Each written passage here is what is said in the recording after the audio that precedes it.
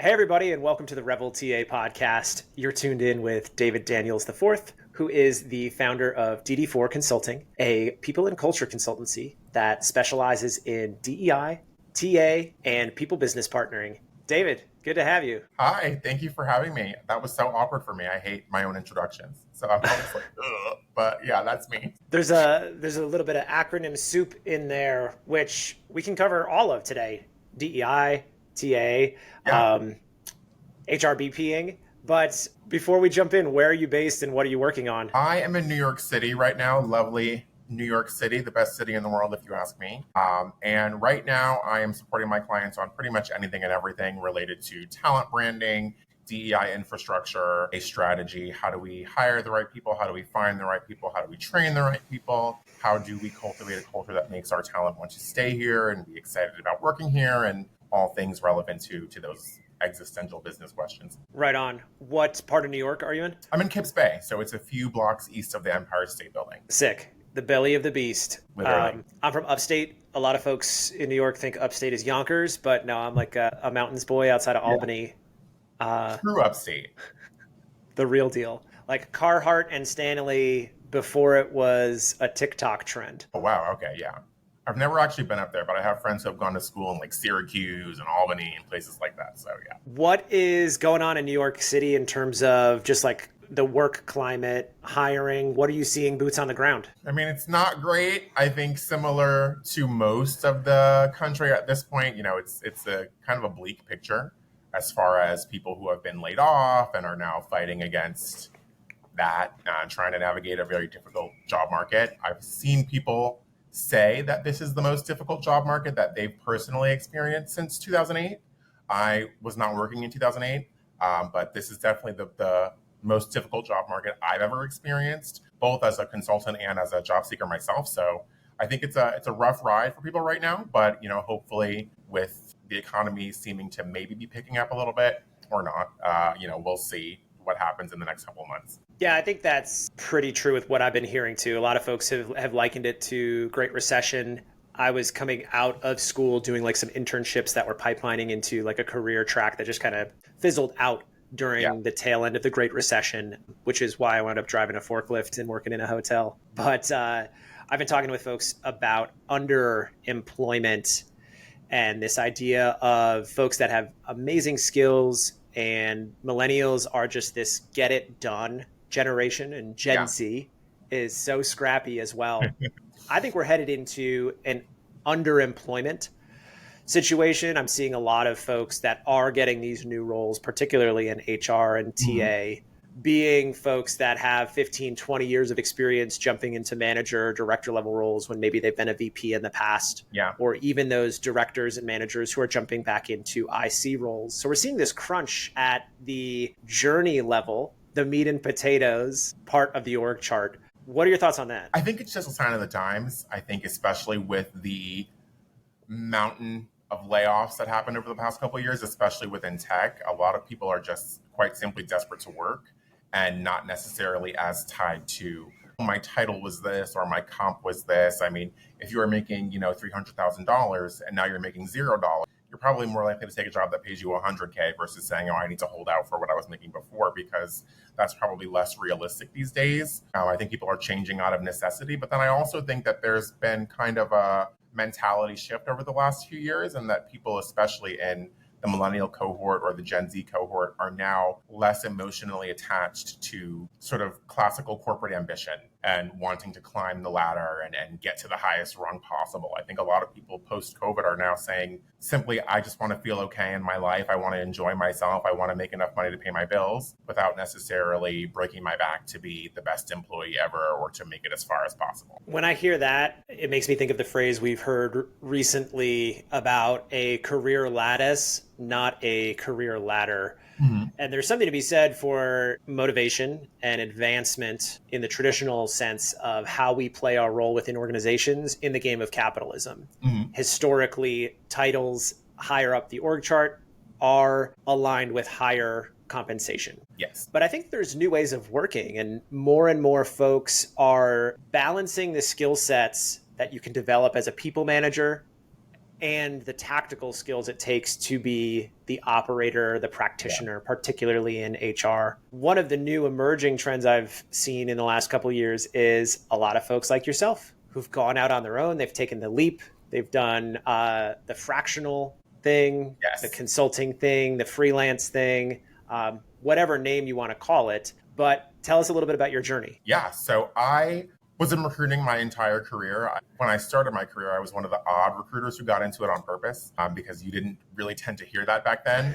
People tended to fall into recruiting either from sales or marketing or some other such function. But I knew in college that I wanted to interview people. That was as far as I got. Look at my dog. Hey, stop it.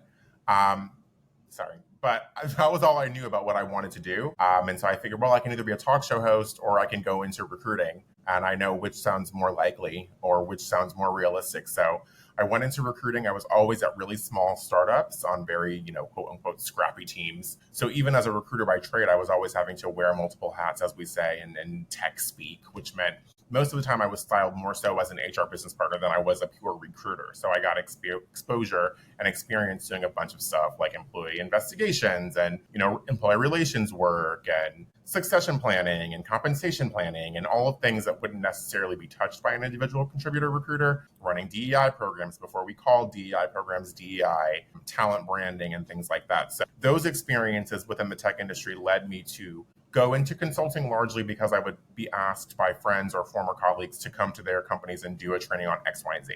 And so after being asked to do that enough times, I thought, well, there might be a business here for me to just sort of strike out and do this. So that's what I ended up doing and pivoted to being full-time. When my team at Lululemon Studio was laid off, with most of that team, it was a subsidiary. So I went to consult for Lululemon, did that for like 9 or 10 months.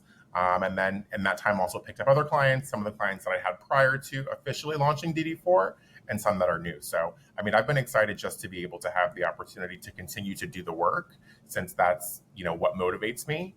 Sort of similar to what we talked about before. It's less about wanting to have the title or the comp. It's more about wanting to make sure I'm doing something that I feel like is substantive and is actually helpful, which I think is the true mission-driven work that we've heard so much about over the past 5-10 years about people being motivated by.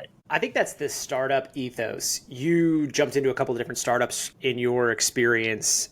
And when you describe the work you've been doing, it is a lot different from the other typical HR experience in the populace. And startup recruiting, startup HR is just this little teeny tiny blip in the greater pie of HR. I try to remember that, especially when you think about the S&P. There are 9 other categories outside of tech in the S&P.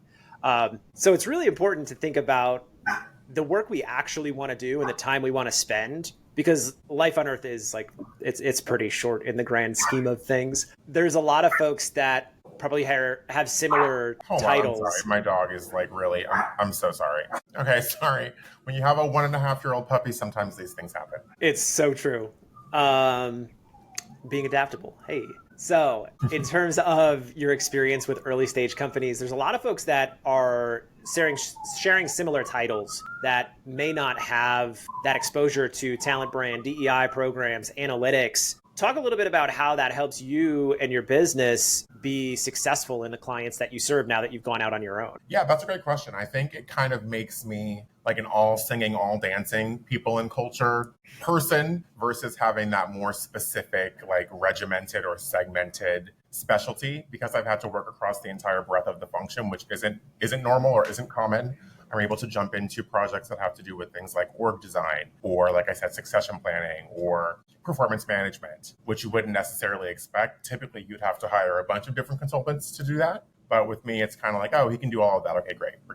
We're getting a bargain. Singing and dancing is a bright side of it. So I appreciate how you frame that. It's certainly not for everybody. I think a lot of folks want to work in startups, but may not know what it actually takes. And the people operations work, whether you're recruiting or running HR or coaching of an early stage founder, first time founder, second time founder, this is some serious work. Every day you're signing up for something that may be easier in a similar job title outside of early stage startups. You've probably had a lot of experiences of pattern matching and the ability to recognize across different leadership styles, business models. Yes. What have been some of the fun standout experiences? Because when I look at your background, like working at Lululemon, working at Complex, like working at LinkedIn, like all of this stuff is like big, sexy, fun. Um, was that your experience? What was it like working at those places? I don't know if it's ever sexy and fun to work in HR. I think no matter where you are, or no matter what kind of company you're in, because HR is kind of like the redheaded stepchild of the org a lot of the time. It's a function that is really misunderstood. It's a function that even other C-suite executives don't necessarily put a lot of value in. It's very easily misperceived as either being the police or being like the company people that are just there to push policies and protocols or whatever the case may be. I mean, I've had meetings with first-time founders or second-time founders who need me to explain to them why they need an HR team. Whereas, I don't think if I was working in marketing or sales or engineering, I would have to have those conversations.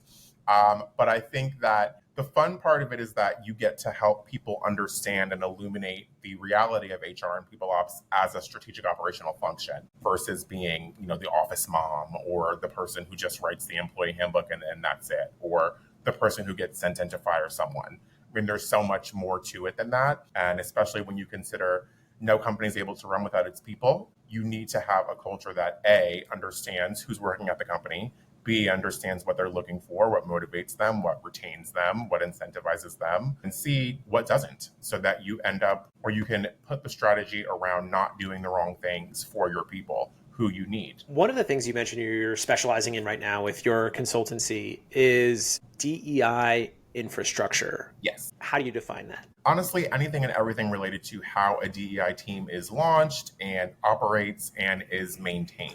So that could be, we want to do a demographic survey for our team. How do we approach change management for that? How do we get them to understand why we're doing this, what the purpose of it is, what the data security and privacy is when it comes to that sort of information, where it goes, what the end result is, literally anything and everything. It could be, okay, we want to build an ERG program. What does that look like? How do we make sure it's actually strategic versus just like a social club at the company? How do we do diversity recruiting? How do we do it in a way that is not illegal? How do we do it in a way that is not, just pushing a quota? How do we do it in a way that makes sure we're not sacrificing or lowering the bar for talent, which is something that you have to run into a lot as a DEI practitioner and as a recruiter. When you're talking about things like diversity recruiting, a lot of people's first approaches or their understanding of that means, we're just going to go hire anyone that's not a straight white guy. And they could be horrible at the job, but as long as they're not that, that's what we're looking for. And, having to teach them, that's actually not what that means. And when you say things like, we want diversity, but we don't want to lower the bar, you're sort of implying that if someone is not part of the demographics that are probably most well represented at your org, that they must be inherently less competent. And so it's working on the change management with that, executive coaching. Like if I never had to worry about DEI before as a CEO, why do I have to worry about it now? And so you really need someone who can get in there and say, well, this is why, versus just relying on, the sort of feelings-based or niceties-based approach to DEI that some take. I mean, DEI is, again, a strategic operational function. It's about making sure your company is more innovative, is more easily able to retain its talent, is more easily able to hire talent, is more easily able to penetrate different consumer markets. And so you need to be able to bring that business-mindedness to those conversations versus relying on, well, it's the right thing to do, which is what some people in the space tend to think is the better way to approach it. But I mean, none of us are doing any of our jobs because they're nice to do. We're doing them because we want to survive and we need to make money. And in order for us to do those things, we need to work at businesses that are actually successful and able to generate revenue and, find clients, et cetera, et cetera. So that's why I'm here. I want to go back to making ERGs more strategic, but before I do, let's continue to talk about that business case. So are there any tools and resources that you leverage to help amplify the business case? What comes to mind for me is sometimes like McKinsey will put out a study or something. What are the other tools in your toolbox to help amplify and lift the business case for diversity? Honestly, there have been so many excellent studies that have been done over the past few years, which is extremely helpful because when I started my career in DEI, before, like I said, DEI was an actual acronym, there weren't any studies. When I first tried to put together an ERG program, I remember Googling it and finding information about Apple's ERG program and Johnson & Johnson's ERG program, and that was it. So it was a lot of scratch building and, figuring out how it should work just based on my own personal and professional experiences. And I think a lot of other DEI people were in the same boat, especially back then. We're doing something that hasn't been done before. We're having to prove a theory that hasn't necessarily been tested. We know that it makes sense. We don't necessarily know how. And the conversation about DEI back then used to be completely focused on ROI. What is the ROI of this? And before, without the studies, you couldn't really point to it. You had to do it first and then say, well, now that we've done it, we can point to these business outcomes that we were able to create. But now you have, like you said, institutions like McKinsey or Harvard Business Review or Forbes or Fortune, et cetera, who have really done the work on the ground. And we have the historical knowledge from companies like Google or Twitter or any other FANG company that's consistently published actual insight into their DEI initiatives, and you can see the effects of them over time. So that's always very helpful to actually put the numbers and data in front of someone who may not necessarily have the personal connection or a personal perception of how DEI is meant to operate or why it's a good thing. That's really beneficial to know that there are these tools and resources out there. It, to me, signals ways that DEI professionals can become credible in the field versus just being passionate about DEI. And I think we see a lot of that where you can be passionate about something, but are you credentialed and qualified to speak on a subject and to make that impact on a business? One of the impacts on the business is ERGs, employee resource groups. When you think about having them be more than a social club, what frameworks or strategies do you deploy when you're working with a company? Yeah, I think you have to think of ERGs as your actual focus groups. Like when we say resource, it's easy to just not really know what that means because we call human resources. And so it can be very nebulous. But to me, ERGs are best served as focus groups for specific demographics within your org, both from an employee perspective and from a potential consumer perspective. So if you, as a straight white man, have a particular perspective on how the business should operate or how you feel like your identity is being either promoted or discouraged or whatever the case may be, the business needs to know that. And the business needs to know that on behalf of all the different demographics who may exist there. So it's about figuring out on the ground, how do you feel about working here? How do you feel about our product, whether it's built with you in mind, whether it's marketed with you in mind, whether it's sold with you in mind? How can we get better at that? So how can we strengthen our company and make it more innovative from the perspective of as many different consumer groups as possible while they're here working for us as employees? And then also use that data to make sure we're cultivating a culture that retains them and makes them excited about working here and want to continue to work here and want to do their best work. One of the knife edge subjects, I think, with ERGs and employer branding and having a diverse and inclusive work team is not tokenizing a certain group through marketing or messaging. I think like that is something that we have seen backfire in a lot of organizations, traditional marketing, advertising, what have you. How do you think about developing this like safe space for individuals so that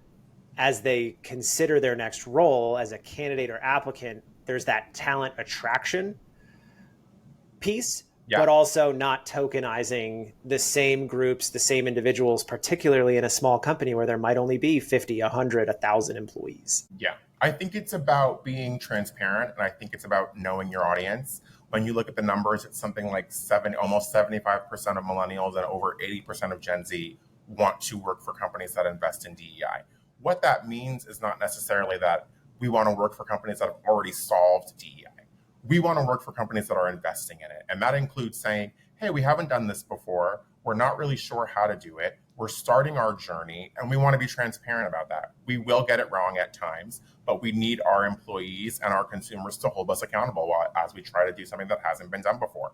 And I think that goes a lot further than saying, oh, we put a Black person on the website, and now we're doing it. Because you can do that. I've been on the website sometimes, and then you go into the company and there aren't really any people of color there. So it just feels more like a marketing scheme than it does something that is legitimately invested in and valued at the executive level, at the business level, and holistically as a corporate culture. So I think when you start on that path, if you haven't, just acknowledging that you're starting.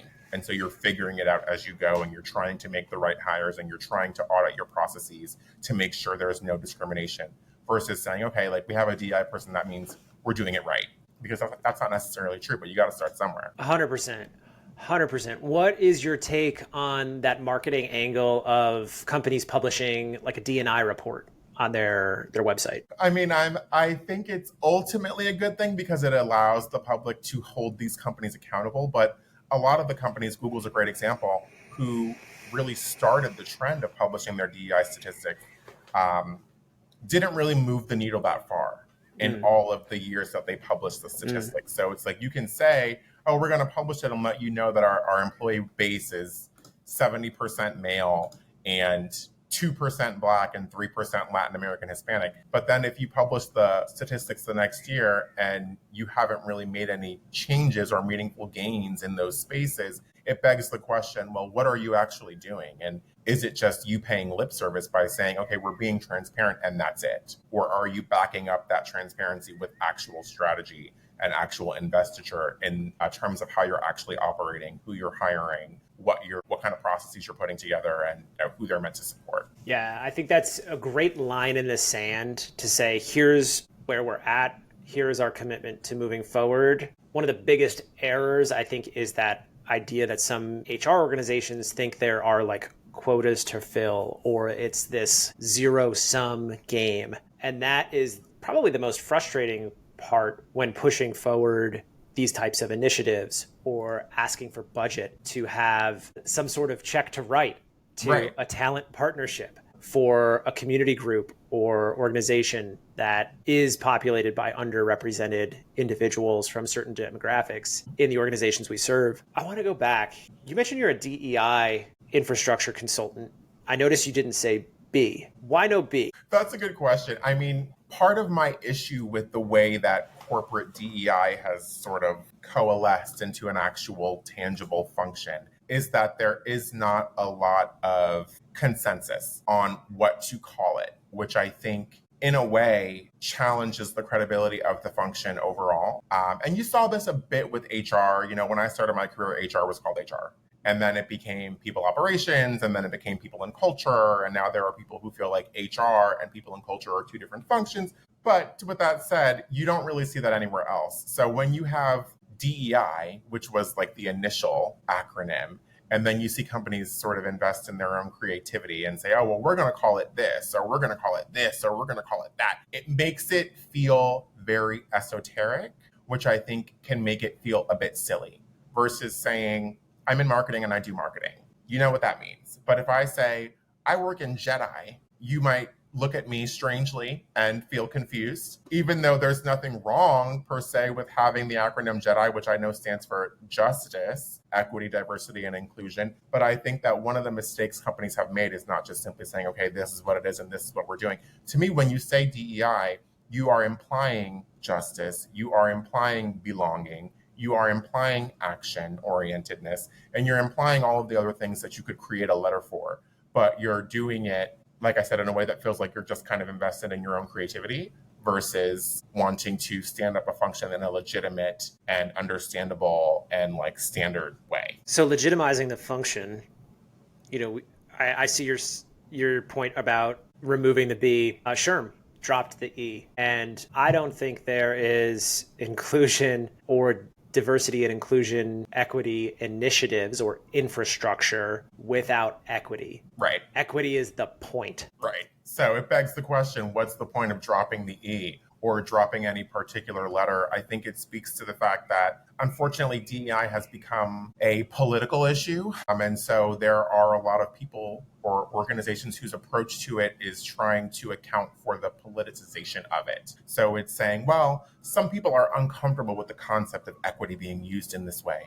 So if we don't say it, we are somehow mitigating risk instead of we are kowtowing to a particular subset of people, or we are, again, challenging the credibility of the function by treating it as if it is possible to just sort of pick and choose what you like to call it or what you're doing when we're all doing the same thing ostensibly or conceptually, no matter what it's called. But again, marketing is marketing.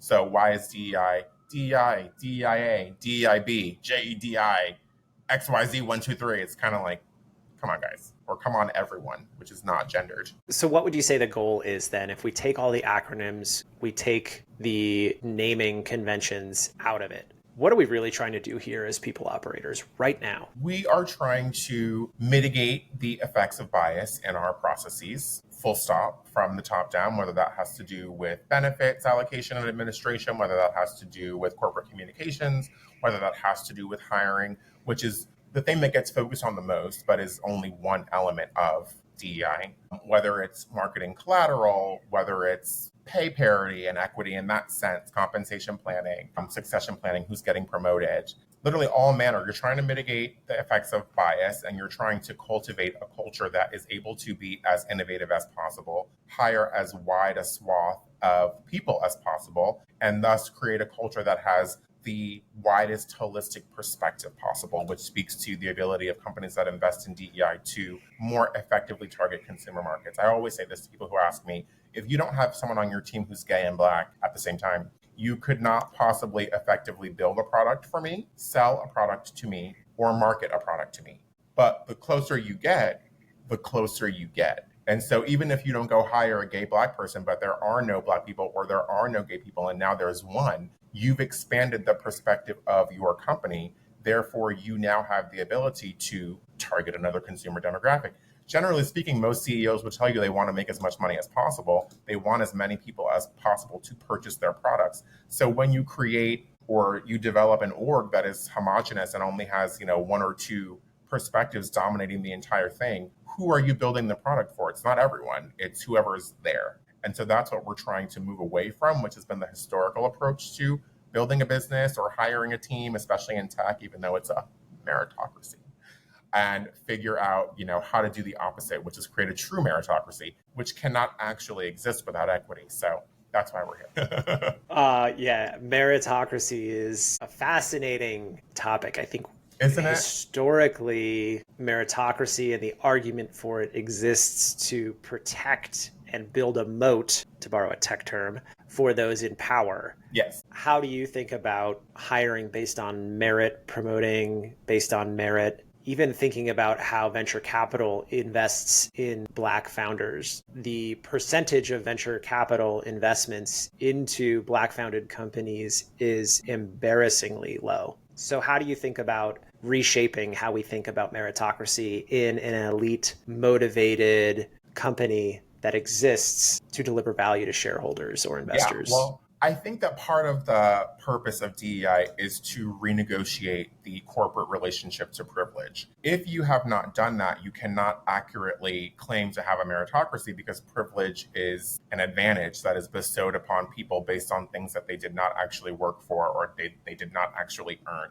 So part of that includes going back to the drawing board when it comes to what you think of as criteria, what you think of as qualification. If we're saying we only want to build an org that's based on meritocracy, then we're saying that we're talking about objective measures of success. How well you're able to do X, Y, and Z thing, how much revenue you're able to generate, whatever function you're in, what's the customer acquisition cost, is it lower or higher? We can look at all these KPIs and say, okay, we can tell whether or not we are performing effectively. Or so when it comes to meritocracy, especially with hiring, you have to really ask the question, do you think that it's a qualification to be white? Do you think that it's a qualification to be male? And if the answer is no, when you say things like, we only want to hire people from the Ivy League or the Big Four, you are essentially saying we want to limit our pool of talent only to the pools of talent that come from organizations that have historically been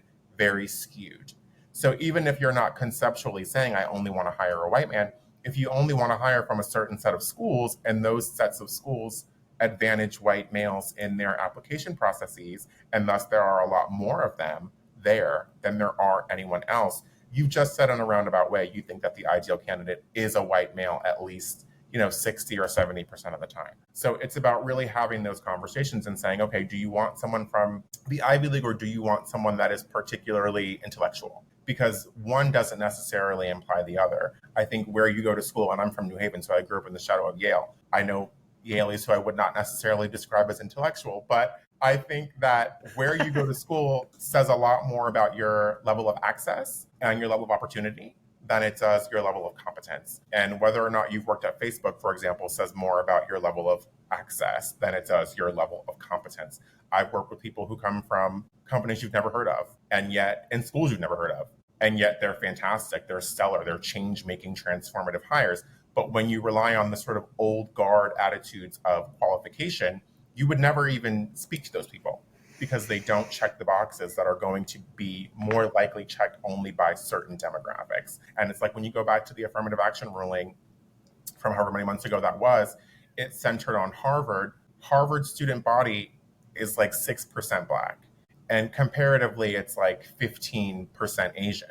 So even though the question was about whether or not Black students were being unfairly prioritized in admissions, when you look at the numbers, that couldn't possibly be the case. So you have to ask the question, well, when I say this is what I want, what am I really saying? Or for example, if you're a hiring manager and you say, I want someone who has come from a particular industry, are you really asking for someone who has experience working in a regulated industry? Or are you asking for someone who has pharmaceutical experience specifically? And if so, what is it about that experience that is bestowing upon them the qualification to do this job more so than someone who comes from another regulated industry that is not pharmaceuticals, for example? So you have to really get into the granularity of what we are asking for and what kind of profile we're creating and why, to figure out whether or not it's a meritocratic process or it's a process that is skewed toward a particular group or a particular couple of groups, and then go from there. There is, I think, research out there that says zip code is more accurate predictor of financial success and growth in career and earnings than any other demographic data. You mentioned checking the boxes. Let's get tactical.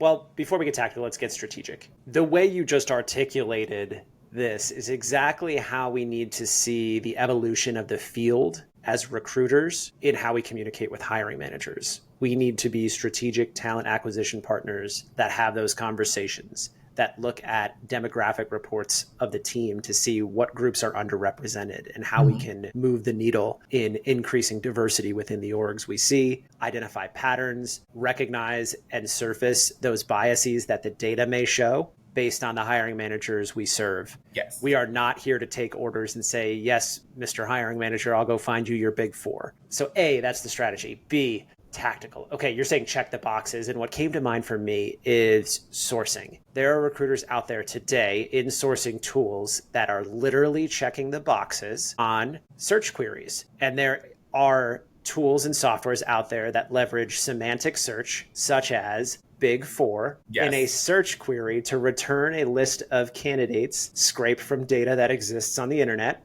including LinkedIn, including GitHub. The piece that I'm always drawn to is there representation within the organization on that product and engineering team? Because that can be a slippery slope, whether you're checking a box or leveraging semantic search. You've worked at a variety of organizations that serve underrepresented communities. I mean, we could go down the list, like LinkedIn. LinkedIn probably has a problem with their racial recommendation function based on an image in a person's profile. Right.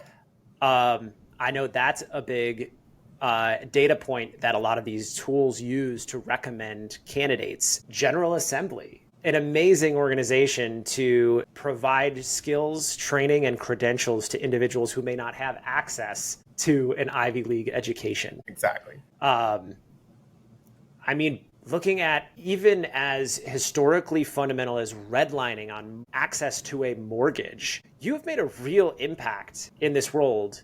I'll joke, Peloton. I just think of white ladies wearing tennis skirts. I worked at Lululemon. That's the only people I saw coming into the shop. Listen, you said it, not me.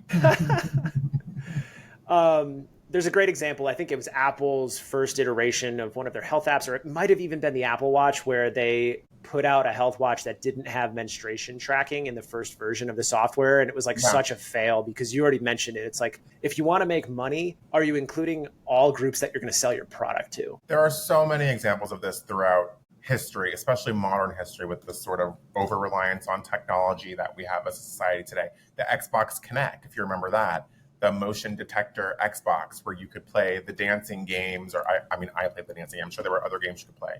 But when the Xbox Kinect first came out, it could not recognize dark skin because there was no one on the team to account for the fact that dark-skinned people play video games too. Or when you look at, for example, the cosmetics industry, Rihanna, Fenty Beauty, that makeup line came out, I think, in 2016 or 2017, and it was this huge watershed moment because she had the business sense to say, let's create a bunch of different color shades for women who are not necessarily one of the 5 colors that you can get. And it's almost like it took until 2016 for people to say, do dark skinned people wear makeup?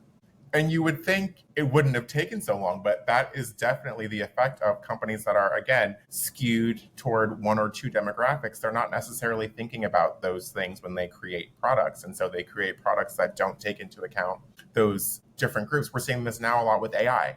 There are AI software and AI companies that do not properly account for other types of groups. There's facial recognition software that tends to mix up Black people, because there are no Black people on those teams to say, okay, let's build this in a way that doesn't do that. So again, when you're not creating or building a culture that allows for any given person of any given demographic to thrive, as long as they have the skills to do the job, you are shooting yourself in the foot, so to speak, when it comes to your own product. And now you have to deal with things like a wave of bad press because a Black person bought your product and then they couldn't use it. And so you could have easily accounted for that, but you didn't. And so that's honestly one of the greatest examples of the ROI of DEI, but people don't necessarily jump to that. They always frame it in ways that make it easy to invalidate it. Similar to affirmative action, where the concept is, oh, you just want to take any old person who's from this particular background and throw them in. When that wasn't the point of affirmative action, that's not how it ever worked, but that's how people framed it. And so it was easy to say, this is bad, rather than we are trying to create equity and we are trying to make sure that these organizations are as innovative as possible, which is the point. I'm so glad you brought up AI, because the hype cycle is slowing down a little bit since the release of ChatGPT, as we sneak up on the 2-year anniversary of that. But machine learning and artificial intelligence and algorithmic bias has been studied for years. I think of Timnit Gebru, who was at Google and famously blew the whistle on algorithmic bias in their research. And now the work that she is doing, she's a Stanford researcher. Like, these are really smart folks saying, hey, actually, we should probably put profit second to the societal impacts that are not fully baked. Are there any other ways that people can educate themselves about the DEI impacts of AI and how we can maybe just be more critical about how we're implementing AI into our HR stack when it's not fully fleshed out yet, and we are seeing these data points that say it's discriminatory? I think ideally, yes, but AI being discriminatory is a symptom. It's not the root cause. And I think that largely people are A, not media literate, B, live in neighborhoods that are pretty racially segregated, and C, have social networks that are pretty racially segregated. So there's not a lot of inherent understanding of the experiences of other types of people when you are going through your day-to-day. I always bring up the example of Band-Aids when I do trainings about bias. Band-Aids are flesh colored, but they don't match my skin tone. I have to go out and buy a specific, what are they called? Like our tone Band-Aid if I want a Band-Aid that matches my skin, because that product was designed with a particular demographic in mind and pretty much only that. So for someone who's never had to conceive or think about what color is a Band-Aid or what color is nude, that example is really illuminating for them, because then it's like, oh yeah, I guess that doesn't make a lot of sense. It's like, exactly. But again, people don't necessarily go to those places when they're going through their day-to-day.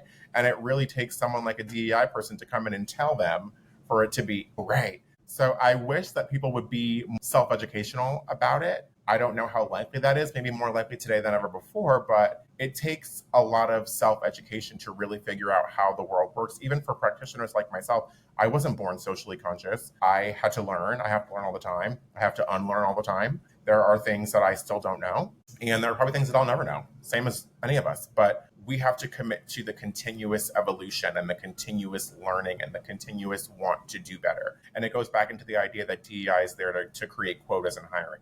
I believe that DEI is there to promote continuous evolution. If you have an organization that's 1% Black and then you put DEI initiatives in place and the next year it's 3% Black, you're still not at representational parity with our citizenry, but that's not necessarily the goal. You've improved, and now you know how to improve, and now you can continuously improve. And so that is the goal. That is the point. we can't snap our fingers and solve diversity issues because none of us created them. We just sort of inherited a world that was rife with them and now have to figure out how to navigate that world from our particular vantage point. But I think that if you have a true motivation to do better, to be better, to learn, then you take it upon yourself to go and read books or watch documentaries or listen to music or watch movies that are by people who are not necessarily like you so that you can learn something and then take that into your workplace. I mean, I think there was a Harvard Business Review study that said that men who go through diversity trainings are more likely to hire women, are more likely to promote women, and are more likely to speak up for women's treatment in their organizations. So you have to go through that moment of learning before you Let's can apply go. the learning. And, the learning has to happen for you to apply it. So I think it's just about taking that step versus saying, oh, I either know it or I don't. And so I should either speak or I shouldn't. Like, it's about constantly finding out things that you didn't know before. Well, David, every time I talk to you, I feel like I learned something new. It's an absolute privilege. Thanks for coming on the show to chat. How can people stay in touch with what you're doing and your thought leadership? Thank you. I appreciate it. I always love talking to you as well. And I really, really am grateful to have been asked to come on the show. So if you are interested in keeping up with me, I'm on LinkedIn, David Daniels IV. Website is dd4.consulting. I post articles sometimes when I have the motivation to write them. But yeah, generally I'm in the same space as everybody else is. I try to stay off social media for the most part. I don't think of it as conducive to mental health. So you're not going to find me on Twitter or X or whatever it is these days. But yeah, LinkedIn, I'm always available there for the most part. Awesome. Well, thanks everybody for tuning in to the Revel TA podcast, where our mission is to empower the candidate-employer relationship in the future of work.